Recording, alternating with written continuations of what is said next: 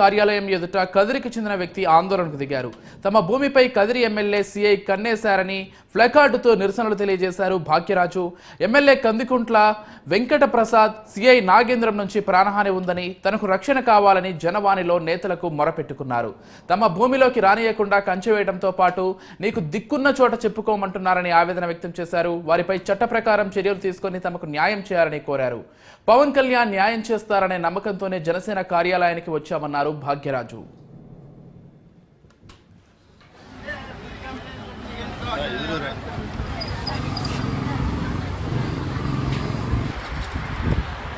నా పేరు Bhagyaraju sir.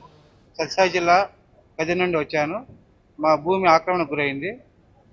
Kadiri MLA అయినటువంటి కందికుంట వెంకటప్రసాద్ గారు సిఐకి మద్దతు ఇచ్చి మా భూమిని ఆక్రమణ చేయమని చెప్పి ఆక్రమణ చేశారు. ఈరోజు కంచె కూడా వేశారు. మేము ఆధ్వర్యం లేకుండా కూడా అక్కడ లేకుండా కూడా బలవంతంగా దౌర్జన్యంగా అక్కడ కంచె వేశారు. దీని మీద దానికి కారణమైనటువంటి సూర్యనారాయణ రెడ్డి, సంగీత మేడము, శ్రీనివాస రెడ్డి గారు వాళ్ళపైన యాక్షన్ తీసుకోవాల్సిందిగా కోరుతున్నాం సార్. ప్రజావాణిలో దరఖాస్తు ఇవ్వడానికి వచ్చాము సార్, అర్జీ ఇవ్వడానికి వచ్చాము.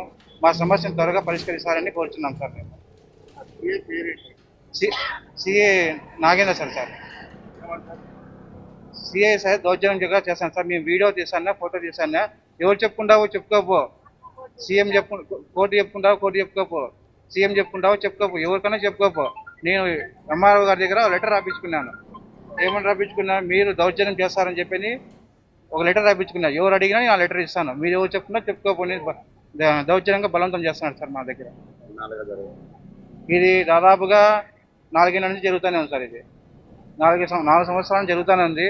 మనకు ఈ గవర్నమెంట్లో ఉన్న న్యాయం జరుగుతుందని చెప్పి వచ్చినాం సార్. మేము మా ఎమ్మెల్యే గారు 5 సార్లు పిలిచారు సార్. పోయినాం అక్కడికి, ఆయన పట్టించుకోలేదు. రమ్మంటారు, వస్తాం కూర్చోండి మళ్ళీ పని ఉందని చెప్పి వెళ్ళిపోతారు సార్. ఆయన అయితే ఎమ్మెల్యే గారు పట్టించుకోలేదు సార్.